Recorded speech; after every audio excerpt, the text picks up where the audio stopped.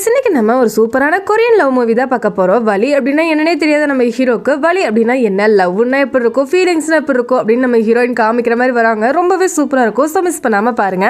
Welcome to டிகிசர்ஸ். நம்ம சேனலுக்கு யாராவது புதுசா இருந்தீங்கன்னா மறக்காம சப்ஸ்கிரைப் பண்ணிக்கோங்க. இன்னைக்கு நம்ம வீடியோக்குள்ள போயிடலாமா?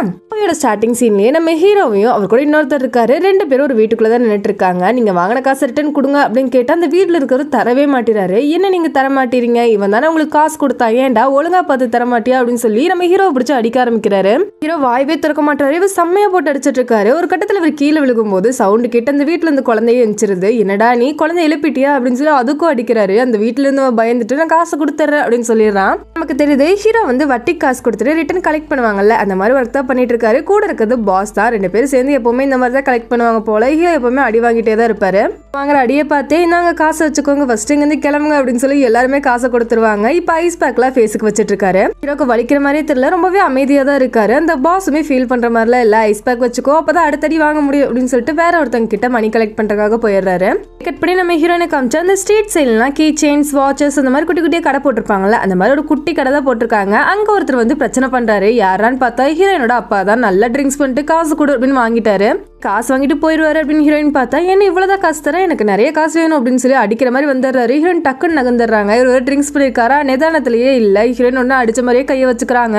அடிச்சுட்டேன்னா உனக்கு வலிக்குதா, நல்லா பாத்துக்கோ, இனிமேல் தேவையெல்லாம் பண்ணிட்டு இருந்தீங்கன்னா இந்த மாதிரி தான் அடிப்பேன் அப்படின்னு சொல்லிட்டு அங்க வந்து கிளம்பிடுறாங்க. ஹீரோயின் ஆக்ட் தான் பண்ணிட்டு இருந்திருப்பாங்க. எப்பா இப்படியே கிளம்புனா சரி அப்படின்னு யோசிக்கிறாங்க. வீட்டுக்கு வந்து ஒரு இன்ஜெக்ஷன் கையில போடுறாங்க. இவங்களுக்கு என்ன ப்ராப்ளம் உடம்புல அப்படின்னு சொல்லி நமக்கு காமிக்கல, அமைதியா படுத்து தூங்கிடுறாங்க. இப்ப அப்படியே மார்னிங் காமிச்சா இவங்க வீட்டுக்கு முன்னாடி நம்ம ஹீரோவா அவரோட பாஸ் நின்றுட்டு இருக்காங்க. தட்டிக்கிட்டே இருக்காங்க. ஹீரோயினுமே காசு கொடுக்கணும் போல. வெளியே வந்தாதனடா கேப்பீங்க அப்படிங்கிற மாதிரி ஜன்னல் வழியா பார்த்துட்டு உள்ளே இருந்துக்கிறாங்க. பாஸுக்கு ஒரு கால் வருது, எமர்ஜென்சி போல. உடனே கிளம்பிடுறாரு. இன்னும் கொஞ்ச நேரம் உள்ளே இருந்துட்டு சரி இவ்வளவு நேரம் ஆச்சுல கிளம்பிருப்பாங்க அப்படின்னு சொல்லி வெளியே வந்தா நம்ம ஹீரோ அங்கேயே தான் உட்காந்துட்டு இருக்காரு. இவங்க பார்த்துட்டுமே பயந்துடுறாங்க. என்ன பண்றீங்க அப்படின்னு கேட்கும்போது வாங்கின காசை கொடு அப்படின்னு கேட்கிறாரு. நான் இந்த காசு வாங்கலையே அப்படின்னு சொல்லி அப்படியே மாத்துறாங்க. இல்ல நீங்க காசு வாங்கிருக்கீங்க, இவ்வளவு காசு வாங்கிருக்கீங்க, அதோட வட்டி இவ்வளவு அப்படின்னு சொல்லி கணக்கு போட்டு சொல்லிட்டு இருக்காரு. ஹீரோயின் தேவலாம் பண்ணிட்டு இருக்காதீங்க, என்கிட்ட காசு இல்ல, நான் வேணா மாசம் மாசம் உங்களுக்கு கொஞ்சம் கொஞ்சமா தரேன், இங்க இருந்து கிளம்புங்க அப்படின்னு சொல்லும் போது ஹீரோ கேட்கவே மாட்டாரு. காசை காமிச்சா அவங்க ஒய்ஃப் நிறைய கடன் வாங்கிருப்பாங்க போல, இன்னும் காசு வரல அப்படின்னு சொல்லி கேட்கறதுக்காக தான் கூப்பிட்டு இருக்காங்க. நான் கட்டிடுறேன் அப்படின்னு அவர் சொல்லிட்டு இருக்காரு. இங்க ஹீரோ எப்பவும் போல அவரோட வேலையை ஆரம்பிச்சாரு. எல்லாத்தையும் போட்டு உடச்சிட்டு இருக்காரு. இப்படி எல்லாம் பண்ணிட்டு இருக்கீங்க, நான் போலீஸுக்கு கால் பண்ணிடுவேன் அப்படின்னு சொல்லும்போது ஓ போலீஸை கூப்பிடுவியா அப்படின்னு சொல்லிட்டு அங்க ஒரு செங்கல் எடுத்துட்டு வராரு. ஹீரோயின் ஐயோ அடிச்சிருவானோ அப்படின்னு பார்த்துட்டு இருக்கும்போது அவரோட கையை கீழே வச்சு அவரே செங்கல் வச்சு அடிச்சுக்கிறாரு. எனக்கு பயமாகிடுது, காதுல பொத்திட்டு உட்காந்துக்கிறாங்க. இப்ப காசை குடுக்கறியா இல்லையா அப்படின்னு சொல்லிட்டு மறுபடியும் செங்கல் எடுத்து அடிக்கலாம் அப்படின்னு போகும்போது டக்குனு அவங்க பேக் எடுத்து அவரோட கையில போட்டுறாங்க. ஆச்சரியமா இருக்கு, ஏன்னா இவர் அடி வாங்கும் போது இது வரைக்கும் யாருமே வந்து தடுத்தது இல்லை. ஆனா ஹீரோயின் இவர் கையில அடிபட்ட கூடாது அப்படின்னு சொல்லி வேகமா பேக் வச்சிருப்பாங்கல்ல, அதனாலதான். இருந்தாலுமே அந்த பேகை மட்டும் எடுத்து கிளம்புறாரு. ஐயோ என் பேக் அப்படின்னு சொல்லி பின்னாடியே வராங்க. இருந்து காசு எடுக்கலாம் அப்படின்னு பாக்குறக்குள்ளேயே ஹீரோயின் பேக பிடிங்கிடுறாங்க. என்கிட்ட கூட அப்படின்னு சொல்லி பின்ன இருந்து ஹக் பண்ற மாதிரி பிடிச்சி இழுத்துட்டு இருக்காரு. ஆனா ஹீரோயினுமே கொடுக்குற மாதிரி இல்ல. ரெண்டு பேரும் மாத்தி மாத்தி இழுத்துட்டு இருக்கும் போது போலீஸுமே அந்த இடத்துக்கு வந்துடுறாங்க. என்னோட பாட்டி தான் கூப்பிட்டு விட்டு இருப்பாங்க போல. போலீஸ் பிடிக்கலாம் அப்படின்னு பாக்குறக்குள்ள ஹீரோ அப்படியே ஜம்ப் பண்ணி பக்கத்து மாடியில ஏறி ஓடிடுறாரு. அப்படியே ஓடிட்டா அப்படின்னு சொல்லிட்டு இவங்களுமே ஒர்க் பண்றதுக்காக கிளம்பிடுறாங்க. பார்த்தா ஹீரோ பின்னாடியே தான் வந்துட்டு இருக்காரு. எதுக்காக என் பின்னாடியே வர, நான் காசை திருப்பி கொடுத்துறேன், எங்க அப்பா தான் வாங்கியிருப்பாரு அப்படின்னு சொல்லி ஒரு நோட்டு ஃபுல்லா கணக்கு எழுதி வச்சிருக்காங்க. அவ்வளோ கடன் வாங்கியிருக்காரு போல. கொடுக்க வேண்டிய காசை நான் 2 வருஷத்துல கொஞ்சம் கொஞ்சமா திருப்பி தந்துடுறேன், சரியா? மாசம் $140 வருது. நான் எப்பவுமே வீக்கெண்ட்ல 7 மணிக்கு இங்க வருவேன், நீ மாசம் மாசம் வந்து வாங்கிக்கோ அப்படின்னு சொல்லும் போது ஹீரோ என்ன அப்படின்னு சொல்லி முறைக்கிறாரு. அப்படி பாக்குற, உன்னால மத்தவங்கள அடிக்கவே முடியாது, ஏன்னா நீ உன்னை மட்டும் தான் அடிச்சுக்குவ, வேற யாரும் அடிக்க மாட்டேன்னு சொல்லி எனக்கு தெரியும் அப்படின்னு சொல்லும் போது ஹீரோ ஆச்சரியமா பாக்குறாரு. ஏன்னா ஹீரோ எப்பவுமே அவரை மட்டும் தான் காயப்படுத்துவாரு, வேற யாரையுமே அடிக்க மாட்டாரு. கொஞ்சம் நல்லா தான் இருக்க, ஃபேஸை மட்டும் கொஞ்சம் வாஷ் பண்ணிக்கோ, சரியா அப்படின்னு சொல்லிட்டு அங்க வந்து கிளம்புறாங்க. யாரா இந்த பொண்ணு அப்படிங்கிற மாதிரி ஹீரோ பார்த்துட்டே நிக்கிறாரு. ஒரு மிரர்ல அவரோட ஃபேஸை பாக்குறாரு. வீட்டுக்கு அமைதியா ஃபாலோ பண்ணாம கிளம்பி வந்துடுறாரு. அவரோட ஃபேமிலி போட்டோ அங்க உடஞ்ச நிலைமையில இருக்கு. ஹீரோயினுமே அமைதியா ஒர்க் பார்த்துட்டு இருக்காங்க. இவருமே டிஸ்டர்ப் பண்ணல, வீட்டுக்கு வந்து அமைதியா தூங்கிட்டு அவரோட வேலையை தான் பார்த்துட்டு இருக்காரு. ஹீரோயின் வீட்டுக்கு போய் பார்க்கும்போது அவங்க பொருள் எல்லாமே வெளியே இருக்கு. அவங்க பாட்டி தான் எடுத்து போட்டு வச்சிருக்காங்க. என்னடா ஆச்சு அப்படின்னு பார்த்தா ஹீரோ வேலையை காமிச்சிட்டாரு போல. ஹீரோட தலை ஃபுல்லா பிளட்டா இருக்கு. அவங்க பாட்டி கிட்ட போய் தலையை செவுத்துல முட்டி காசு கொடு அப்படின்னு சொல்லி மிரட்டி வாங்கிட்டு வந்திருக்காரு. அவங்க பாட்டி திட்டிட்டு இருக்காங்க, வீடு ஃபுல்லா பிளட்டா இருக்கு, எல்லாம் ஒன்னாலதான், ஒழுங்கா வெளியே போயிரு அப்படின்னு சொல்லிடுறாங்க. ஹீரோயினுக்கு என்ன பண்றதுனே தெரியல. ஹீரோக்கு அவங்க பாஸ் தான் அப்படியே ஆல்மெண்ட் போட்டுட்டே பேசிட்டு பேசிட்டு இருக்காரு. இன்னும் $400 அவங்க தர வேண்டியது இருக்கு, அதுக்கும் நம்ம வட்டி போட்டு நிறைய காசை வாங்கலாம் அப்படின்னு சொல்லும்போது, எதுக்காக இப்படி பண்றீங்க, அந்த பொண்ணு ரொம்ப பாவம் அப்படின்னு ஹீரோ சப்போர்ட் பண்றாரு. பேசிட்டு இருக்க, நீ நம்ம வேலையே மத்தவங்க கிட்ட இருந்து காசு வாங்கி கொடுக்கறதா, அப்பதான் நமக்கு காசு கிடைக்கும், புரிஞ்சுக்கோ அப்படின்னு சொல்லும் போது ஹீரோக்கு பாவமா இருக்கு. ஹீரோயினை பார்க்கும்போது ஹீரோயினுமே கையில காசு இல்ல, வெளியே வேற அனுப்பிச்சிட்டாங்க, என்ன பண்றதுன்னு தெரியாம அவங்க ஊர்ல இல்ல அந்த 1 நாள் 2 நாள் ஸ்டே பண்றதுக்காக பொதுவா ஒரு இடம் இருக்கும், அந்த மாதிரி இடத்துக்கு போய் தான் ஸ்டே பண்ணிட்டு இருக்காங்க. கட் பண்ணா, நம்ம எப்படி ஒர்க்ல பார்ட்னர்ஷிப் ஏதாவது வேணும்னா நாங்க வந்து இவ்வளவு சூப்பரா ஒர்க் பண்ணுவோம் அப்படின்னு சொல்லி ஒரு பிரசன்டேஷன் மாதிரி கொடுப்போம். அதே மாதிரி தான் ஹீரோட பாஸ் ஹீரோ வச்சு பிரசன்டேஷன் கொடுத்துட்டு இருக்காரு. எவ்வளவு அடி அடிச்சாலும் தாங்கிக்குவான், இவனுக்கு வலிக்கவே செய்யாது. நீங்க ஸ்டீல் கம்பியை வச்சு ஏதாவது அடிச்சீங்கன்னா அவன் அங்கேயே மயங்கி விழுந்துருவான், ஆனா இவன் வந்து அப்படியே கன்னு மாதிரி நிற்பான் அப்படின்னு சொல்லி ஸ்டீல் கம்பி வச்சு அடிச்செல்லாம் காமிச்சிட்டு இருக்காரு. ஹீரோ அமைதியா நின்றுட்டு இருக்காரு. இந்த ப்ராஜெக்ட்டுக்கு ரொம்பவே கம்மியா தான் காசு கொடுப்பேன்னு சொல்லிட்டாங்க போல. வெளியே வந்து புலம்பிட்டு இருக்காரு. ஹீரோ சரி நான் ட்ரை பண்ணி பாக்குறேன் அப்படின்னு சொன்னா, டே கம்மியா தான் காசு தரான், நிறைய காசு வேணும், இவ்வளவு அடி வாங்குற இல்ல அப்படின்னு சொல்லும் போது ஹீரோ இல்ல பரவாயில்ல நான் பண்றேன் அப்படின்னு சொல்றாரு. அந்த மிஷின் என்னன்னு காமிக்கிறாங்க. ஒரு கம்பெனிக்கு ஆப்போசிட்டா ப்ரொடெஸ்ட் பண்ணிட்டு இருக்காங்க. யாருமே கண்டுக்கிற மாதிரி இல்ல, ஏதாவது ஒண்ணு நடந்தாதான் கண்டுப்பாங்க அப்படின்னு சொல்லி ஹீரோ அதுல கலந்துக்க வைக்கிறாங்க. அந்த கம்பெனில இருந்து ஆள் வரமா செட் பண்ணி ஹீரோ பயங்கரமா அடிக்க விடுறாங்க. சோ வந்து அந்த கம்பெனில இருக்கிறவங்க தான் அடிச்சிட்டாங்க அப்படின்னு சொல்லி இது பெரிய பிரச்சனையா ஆகும் அப்படின்னு சொல்லி வீடியோவுமே ரெக்கார்ட் பண்ணி வெளியே விடலாம் அப்படின்னு தான் பிளான் பண்ணிருக்காங்க. ஹீரோவுமே செம்மையா அடி வாங்கிட்டு இருக்காரு. எல்லா வேலையும் முடிஞ்சோடனே காசை வாங்கிட்டு அங்க வந்து கிளம்புறாரு. அவரால் நடக்க கூட முடியல, காலெல்லாம் அப்படியே நடுங்குது. அந்த இடத்துல தான் நம்ம ஹீரோயினுமே இருக்காங்க. இதை பாத்துறாங்க. ஏன் நீ என்ன பண்றீங்க அப்படின்னு சொல்லி கத்திக்கிட்டே இருக்காங்க. ஹீரோ அப்படியே மெதுவா நடந்து வந்துட்டு இருக்காரு. இவங்க வேகமா போய் பிடிக்கலாம் அப்படின்னு பார்க்கும்போது ஹீரோ ஸ்லிப் ஆகி விழுந்துடுறாரு. என்னோட பேக்ல இந்த பாசியில சேருக்காக முத்து மாதிரி இந்த பீட்ஸ் எல்லாம் நிறைய இருக்கும், அது எல்லாமே கீழே கொட்டுது. அது பார்க்குமே ஹீரோக்கு ஒரு ஆக்சிடென்ட் ஞாபகம் வருது. சின்ன பையனா இருக்கும்போது அவங்க அக்காவும் இவரும் பேக் சீட்ல உட்காந்துருப்பாங்க, அம்மாவும் அப்பாவும் ஃப்ரண்ட்ல உட்காந்துருப்பாங்க. அப்போ ஒரு ஆக்சிடென்ட் ஆகி ஹீரோ கையில இருக்க அந்த கோலி குண்டு எல்லாமே இதே மாதிரி தான் கீழே விழுந்திருக்கும். அது அப்படியே ஞாபகம் வருது. அக்கா ஹீரோக்கு எதுவும் ஆகிடக்கூடாது அப்படின்னு சொல்லி டக்குன்னு கையை வச்சு ஹீரோவை பிடிச்சிருப்பாங்க. அதுல 3 பேருக்குமே சரியான அடி இருக்கும். ஆனா ஹீரோ மட்டும் எப்படியோ கார்ல இருந்து வெளியே வந்திருப்பாரு. அக்கா உயிரோட தான் இருந்திருப்பாங்க. கார் ஃபுல்லா ஃபயரா இருந்திருக்கும். ஹீரோ காப்பாத்தலாம் அப்படின்னு சொல்லி டோர் ஓபன் பண்ண பார்க்கும்போது ரொம்பவே ஹீட்டா இருந்திருக்கும். அதனால பயந்துட்டு அப்படியே தள்ளி நின்று இருப்பாரு. ஏன்னா ரொம்ப சின்ன பையனா இருந்தனால இப்ப அப்படியே புலம்பிட்டே இருக்காரு. பார்த்தா இவர் இப்ப ஹாஸ்பிட்டல் இருக்காரு. ஹீரோயின் தான் கூப்பிட்டு வந்து சேர்த்திருக்காங்க. எதுக்காக என்ன கூப்பிட்டு வந்த அப்படின்னு கேட்கும்போது, டே பாமேன்னு சொல்லி கூப்பிட்டு வந்தா, எதுக்காக கூப்பிட்டு வந்த நான் கேட்கிறேன், ஒழுங்கா என் காசெல்லாம் கொடுத்துரு, நான் எவ்வளவு செலவு பண்ணிருக்கேன் தெரியுமா இதுக்காக அப்படின்னு சொல்லிட்டு இருக்காங்க. ஹீரோக்கு ஃபேஸ் ஃபுல்லா கட்டு போட்டு இருக்காங்க. முறைச்சு பாக்குறாரு. என்ன முறைக்கிற, உன்னை பார்த்து பயந்து ஓடிடுவேன்னு நினைச்சியா, ஒழுங்கா காசு எடுத்து வை, இங்க இருந்து ஓடுனேன்னு வச்சுக்கோ, அவ்வளவுதான் உன்னைய அப்படின்னு சொல்லி மிரட்டிட்டு கிளம்புறாங்க. ஹீரோக்கு சிரிப்பு தான் வருது. கிளம்பி ஒர்க்குக்கு போயிடுறாங்க. ஹீரோக்கு ஹீரோயின் ஞாபகமா இருக்கு. வருவாளா மாட்டாளா, கண்டிப்பா நம்ம பார்க்க வருவாதானே அப்படின்னு சொல்லி அவங்கள பத்தியே வச்சுட்டு இருக்காரு. வந்தா என்ன வராட்டி என்ன அப்படின்னு சொல்லி ட்ரிப்ஸ் எல்லாம் பிடிங்கி போட்டு வெளியே போயிடுறாரு. பார்க்க வராரு. என்னடா நானே உன்னை பார்க்க வரலாம்னு நினைச்சா ஹாஸ்பிட்டலுக்கு, அதுக்குள்ள டிஸ்சார்ஜ் ஆயிட்ட அப்படின்னு கேட்கும்போது அதெல்லாம் ஒன்றும் இல்லை அப்படின்னு சொல்லி சூப் ஆர்டர் பண்றாங்க. பாஸ் வந்து லைட்டா சால்ட் போடலான்னு பார்த்தா நிறைய விழுந்துடுது. உடனே அது ஹீரோக்கு மாத்தி வச்சிடறாரு. எடுத்து ஒரு வாய் வைக்கிறாரு. ஒரு மாதிரி பாஸை பாக்குறாரு. அவர் ஐயோ தெரிஞ்சிருச்சோ அப்படின்னு பார்த்தா அவர் வீட்டுக்கு சாப்பிட்டுக்கிட்டே இருக்காரு. அவருக்கு டேஸ்டே தெரியல. ஹீரோனுக்கு காமிச்சா ஒர்க்கை முடிச்சுட்டு கிளம்புறாங்க. அப்ப 4 பேர் வந்து என்ன சீக்கிரமா கிளம்பிட்டேன், எங்க கிட்ட இருந்து தப்பிக்கலான்னு பிளான் பண்றியா அப்படின்னு கேக்குறாங்க. இவங்களுக்குமே காசு தரணும் போல. இல்ல அப்படின்னு சொல்லிட்டு பேக்ல இருந்து ஒரு கன்னு மாதிரி எடுக்கிறாங்க. ஷாக் கொடுக்கறதுக்குலாம் வச்சிருக்கு அப்படின்னு சொல்லி டக்குன்னு பிடிக்கிறாங்க. ஹீரோயின் அவங்க தள்ளி விட்டு அங்க வந்து ஓட ஆரம்பிக்கிறாங்க. இவங்க பின்னாடியே வந்துட்டு இருக்காங்க. ஒரு சப்வேல இவங்க பிளாக்குமே பண்ணிடுறாங்க. விட்டுருங்க நான் காசை கொடுத்துறேன் அப்படின்னு சொல்லும்போது, என்னது விடணுமா அப்படின்னு சொல்லிட்டு அந்த கன்னை வேகமா எடுத்து ஆன் பண்ணா அதுல இருந்து புகையா வருது. என்னடா இது அப்படின்னு சொல்லி எல்லாம் கத்த ஆரம்பிச்சிடுறாங்க. ஆனா அந்த கலவரத்துல ஹீரோயின் மயக்கப்பட்டு விழுந்துடுறாங்க. எதுக்காக மயக்க போட்டாங்கன்னு கூட உங்களுக்கு தெரியல. பரவாயில்ல தூக்குடா அப்படின்னு சொல்லிட்டு கார்ல ஏத்திடுறாங்க. ஆர்கன்ஸ்ல எடுத்து நம்ம வித்தரலாம். அது மட்டும் இல்லாம வெர்ஜின் நினைக்கிறேன், நம்ம பேசாம அது இல்லாம எப்படி இருக்கும் அப்படின்னு யோசிச்சுட்டு இருக்கும் போது ஹீரோ ஒருத்தனை அடிச்சு போட்டு காருக்குள்ள ஏறிடுறாரு. யாரு நீ, எதுக்காக இங்க வந்த அப்படின்னு கேட்டுட்டு இருக்கும் போது அந்த காரோட கீ எடுத்து அப்படியே வாய்க்குள்ள போட்டு முழுங்கிடுறாரு. எல்லாரும் பாக்குறாங்க, என்ன இவன் சாவியவே சாப்பிடுறான் அப்படிங்கிற மாதிரி. வேற சிக்கிரிச்சு போல தட்டி தட்டி உள்ள அமைச்சு விட்டுட்டு இருக்காரு. அங்க இருக்க எல்லாருமே பார்த்து பயந்துடுறாங்க. ஒழுங்கா அந்த பொண்ணை என்கிட்ட கொடுத்துருங்க, அவன் எனக்கு தான் கடன் கொடுக்கணும் அப்படின்னு சொல்றாரு. டே இதுக்காக வாடா அதெல்லாம் பண்ணிட்டு இருக்க, அதுக்கு எதுக்குடா சாவியை முழுங்கணும் அப்படின்னு சொல்லி கேக்குறாங்க. ஹீரோ போட்டு செம்மையா அடிக்கிறாங்க. 4 பேர் இருக்காங்க. ஹீரோ ஒரு ஆள் தானே இருக்காரு, அதனால நல்லா அடி வாங்கிட்டு இருக்காரு. ஆனா மறைச்சு பாக்குறாரு. கொஞ்சம் அவங்களுக்கு பயமா தான் இருக்கு. அந்த நேரம் அந்த கார் அப்படியே ரிவர்ஸ்ல போக ஆரம்பிக்குது. ரோடு வேற கொஞ்சம் சறுக்கலா இருக்கா. அப்படியே சறுக்கிக்கிட்டே போய் போலீஸ் கார்லயே இடிச்சிருது. போலீஸ் ஸ்டேஷனுக்குமே கூப்பிட்டு வந்துடுறாங்க. ஹீரோயின் எல்லாத்தையுமே சொல்லி ஹீரோ மட்டும் வெளியே கூப்பிட்டு வராங்க.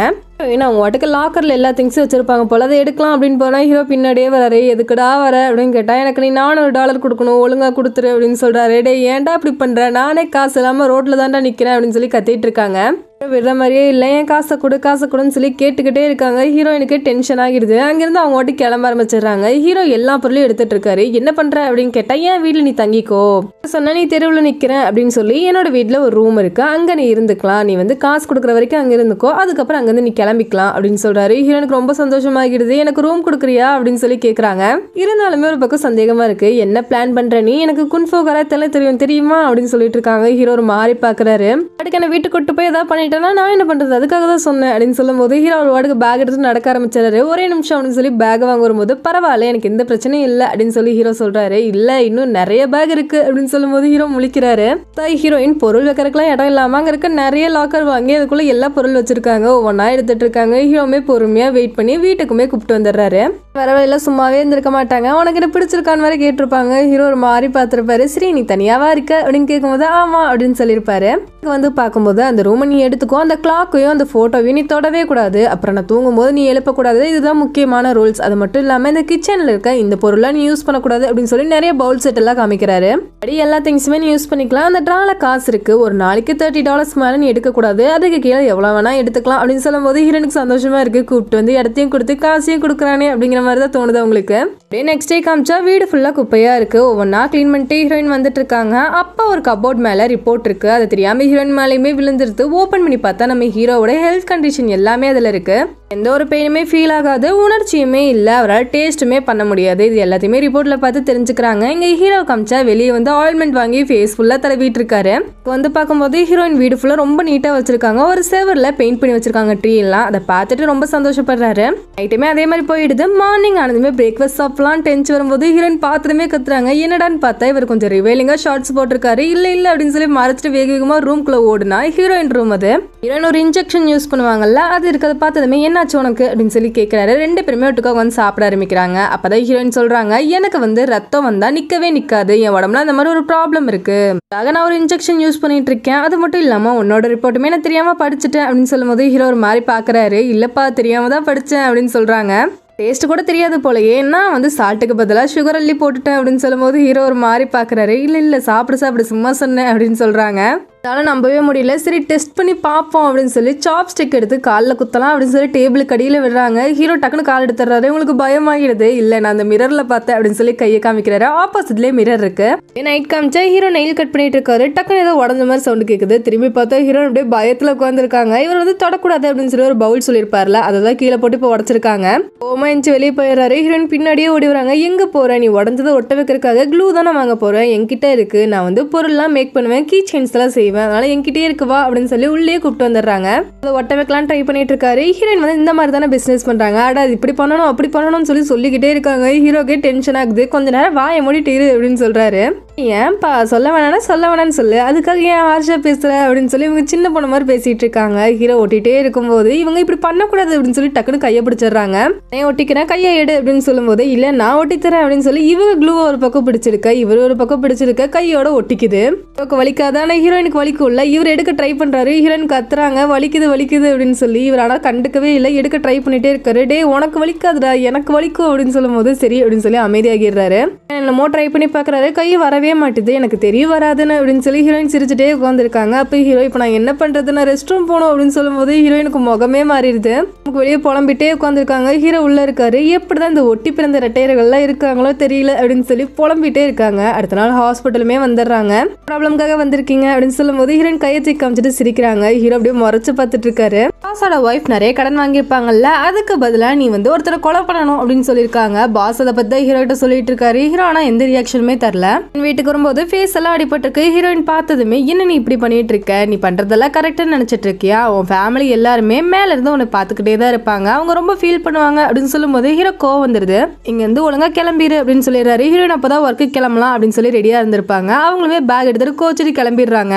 ஒரு மாதிரி ஆகிடுச்சு போல பின்னாடியே வராரு. ஹீரோயின் கோவமா உட்காந்துட்டு இருக்கும்போது நான் வந்து இப்போதைக்கு வெளியே போந்தா சொன்னேன், வீட்டை விட்டு ஒரேடியா போடலாம் சொல்லல, சரியா கோச்சுக்காது அப்படின்னு சொல்றாரு. ஹீரோனுக்கு சிரிப்பு வந்துருது. அப்படியே தனியா உட்காந்து அவங்க ப்ராப்ளம்ஸ் எல்லாம் ஷேர் பண்ணிக்க ஆரம்பிக்கிறாங்க. ஹீரோயின் தான் சொல்றாங்க, நான் ஸ்கூல் படிக்கும் போது பசங்க எல்லாரும் என் பக்கத்துல வரைக்கே பயப்படுவாங்க, இதனால நான் ரொம்ப கஷ்டப்பட்டிருக்கேன். ஆனா ஒரே ஒரு நல்ல விஷயம் என்னன்னு பார்த்தா எங்க டீச்சர்ஸ் யாருமே எனக்கு பனிஷ்மெண்ட்டே கொடுக்க மாட்டாங்க பயந்துட்டு, அது ஒண்ணுதான் நல்லது நடந்திருக்கு அப்படின்னு சொல்லி சிரிக்கிறாங்க.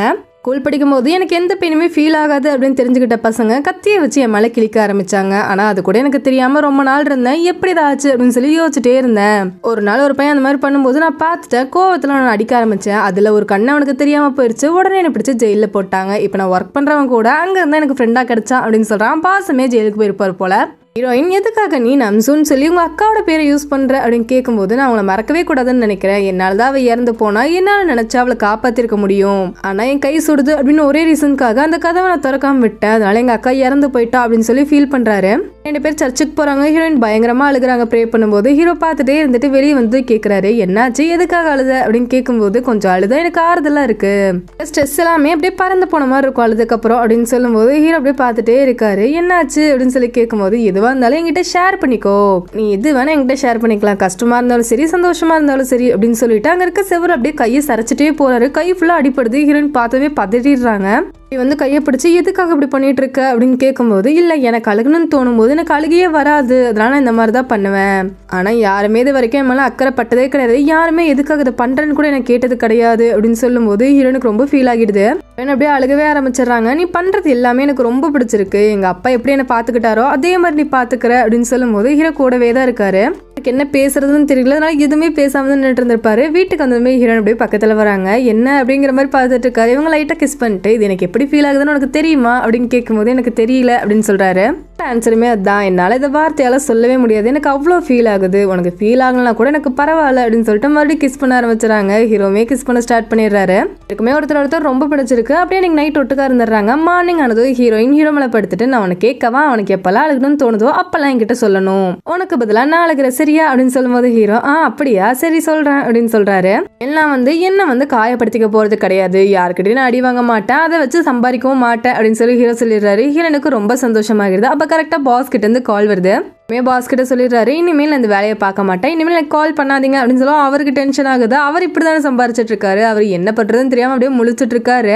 எங்க போய் வேலை கிட்டாலும் கொடுக்கவே மாட்டாங்க. உன் லுக் என்னப்பா இப்படி இருக்கு, வந்த கஸ்டமர்லாம் பயந்து ஓடிடுவாங்க அப்படின்னு சொல்லி எல்லாருமே ரிஜெக்ட் பண்ணிட்டே இருக்காங்க. என்னடா பண்றது அப்படின்னு பார்த்துட்டு இருக்கும்போது ஒரு ஷூட்டிங் ஸ்பாட்டை பாக்குறாரு. ரன் பண்றதுக்கெல்லாம் டூப் போட்டு நடிக்க வைப்பாங்கல்ல, அந்த இடத்துல ஹீரோ நடிக்க ஆரம்பிக்கிறாரு. ரொம்ப ரியலிஸ்டிக்கா இருக்கு, இவருக்கு வலிக்காதனால நார்மலா நடிக்கிறாரு. அதனால எல்லாருமே இவருக்கு சான்ஸ் கொடுக்க ஆரம்பிக்கிறாங்க.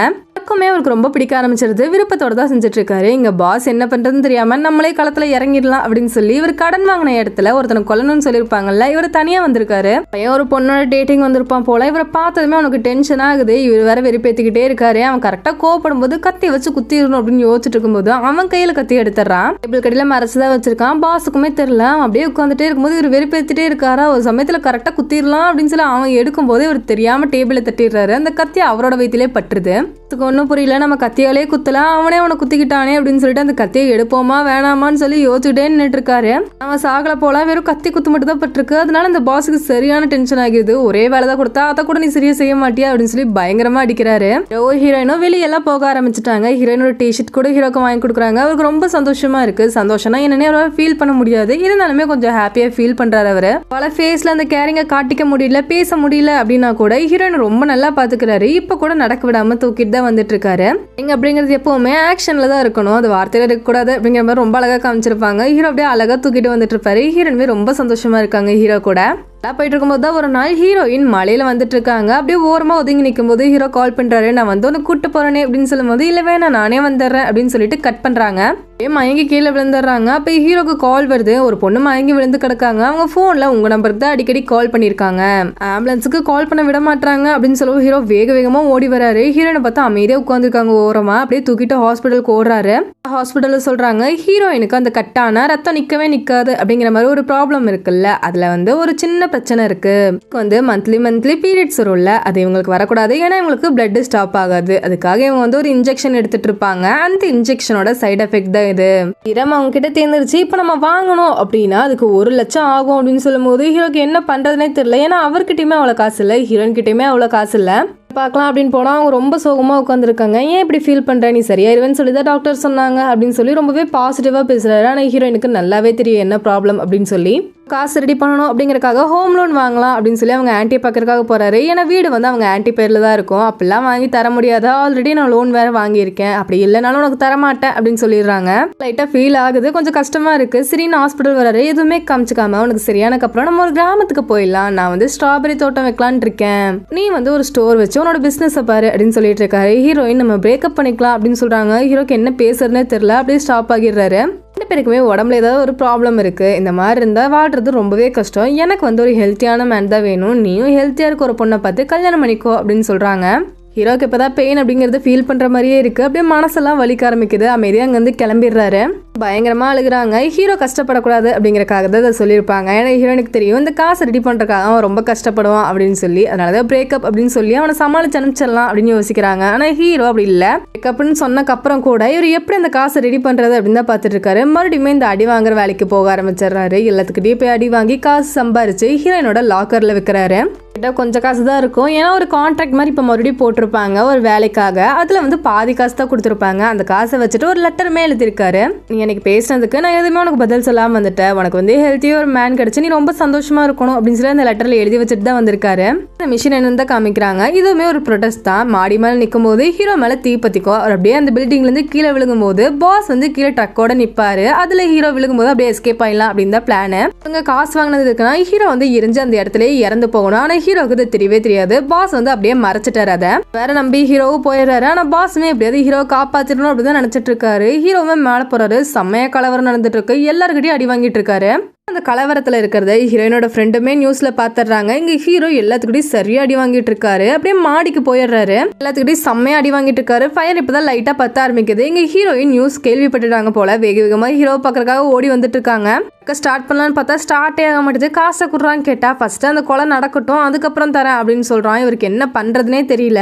ஹீரோ வேற அந்த இடத்துக்கு வந்துட்டாரு. இங்க ஹீரோயின் வேற கீழே எல்லாம் விழுந்து எஞ்சி ஓடி வரும்போது கால்லாம் ஆணி குத்திடுது. அப்படியே ரத்தம் வர ஆரம்பிக்குது. இவங்களுக்கு தான் ரத்தம் வந்தா நிக்கவே நிக்காது இல்ல, இவங்களுக்கு என்ன ஆகுன்னு வேற தெரியல. இங்க ஹீரோவுமே சரி இப்ப கீழே குதிக்கணும், ட்ரக் வந்துடும் அப்படின்னு சொல்லி ரெடியா இருக்காரு. காசுக்கு என்ன பண்றதுன்னு தெரியாம அந்த ட்ரக் அப்படியே தள்ளிட்டு இருக்காரு கஷ்டப்பட்டு. அதுவும் லைட்டா மூவ் ஆகிட்டு இருக்கு. ஆனா ஹீரோவை ஒருத்தங்க அட்டாக் பண்ண ஆரம்பிக்கிறான். ஹீரோவன் அம்சூன் அப்படின்னு கூப்பிடுவோம். அவருமே திரும்பி பார்த்துறாரு. ஹீரோனை பார்த்துட்டு நீ எதுக்காக இங்க வந்த அப்படிங்கிற மாதிரி பார்த்துட்டே இருக்கும்போது அவன் பின்னா இருந்து ஹீரோவை தள்ளி விட்டுறான். மேல இருந்து கீழே விழுந்துட்டு இருக்காரு. இங்க ட்ரக்கையுமே நகர்த்த முடியல. அங்க ஹீரோயின் லைவா பார்த்துட்டு இருக்காங்க. அவங்களுக்கு என்ன பண்றதுனே தெரியல. ஹீரோ அந்த இடத்துல கீழே விழுந்து அவர் தலையிலிருந்து ரத்தமும் வர ஆரம்பிக்குது. கூட்டமா கூடிட்டு இருக்கு. பாஸுக்கு என்ன பண்றதுனே தெரியல. காசுக்காக ஹீரோவை நம்ம இழந்துட்டோமே அப்படின்னு சொல்லி பயங்கரமா அழுக ஆரம்பிக்கிறாரு. ஹீரோயின் அவ்வளவுதான் அசையாம அப்படின்னு நின்றுட்டு இருக்காங்க. அப்படியே ஹீரோ கிட்ட வராங்க. பக்கத்துல உட்காந்து நம்சூன் அப்படின்னு சொல்லும் போது ஹீரோவுமே திரும்பி பாக்குறாரு ஹீரோயினை. எனக்கு வலிக்கல அப்படின்னு சொல்றாரு. ஹீரோயின் பயங்கரமா அழுகிறாங்க. அப்படியே கொஞ்சம் கொஞ்சமா உயிருமே பிரியுது. ஹீரோயின் காலையுமே ரத்தம் போயிட்டு இருக்கு. இதோட இந்த மூவி அப்படியே முடிக்கிறாங்க. மூவில நம்ம ஒருத்தர் லவ் பண்றோம் அப்படின்னா அவங்க கிட்ட இருக்க குறை எதுவுமே நமக்கு தெரியாது அப்படின்னு சொல்லி ரொம்பவே அழகா காமிச்சிருப்பாங்க. அது மட்டும் இல்லாம கேரிங் அப்படிங்கறத நம்ம வார்த்தையால மட்டும் சொல்லாம ஆக்ஷனால கூட காமிக்கலாம் அப்படின்னு சொல்லி காமிச்சிருப்பாங்க. அது எனக்கு ரொம்பவே பிடிச்சது. சில ஹீரோ இறந்த மாதிரி காமிச்சது ரொம்பவே கஷ்டமா இருந்துச்சு. உங்களுக்கு எப்ப இருந்துச்சு அப்படின்னு சொல்லி கமெண்ட்ல சொல்லுங்க. இதுக்கப்புறம் என்ன மூவி பார்க்கலாம் அப்படின்னு கூட கமெண்ட்ல சொல்லுங்க. இன்னொரு வீடியோல மீட் பண்ணலாம். தேங்க்யூ.